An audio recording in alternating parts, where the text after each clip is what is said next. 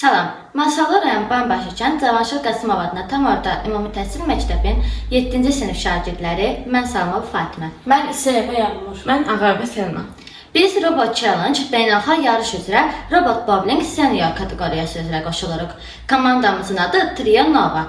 Robot Challenge üçün hazırladığımız layihəni təqdim edirik. Mən robotda proqramlaşdırma və kodlaşdırma işlərinə baxıram. Mən robotun mexaniki yığılmasını və sazlanmasını təmin etdim. Mən də texniki dəstək və testlərin keçirilməsini təmin etdim. Gördüyünüz kimi atış sahəmiz qaydalara uyğun şəkildə hazırlanıb.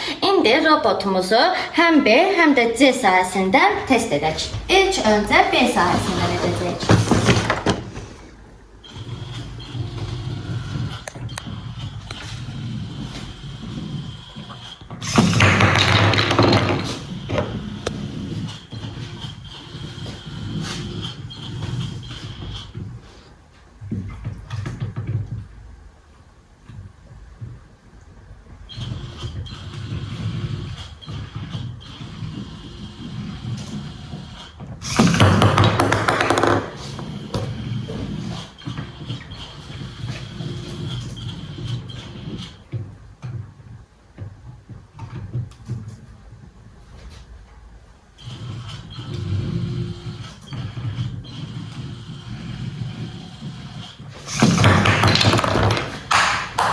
Gəlin indi C sahəsindən yoxlayaq.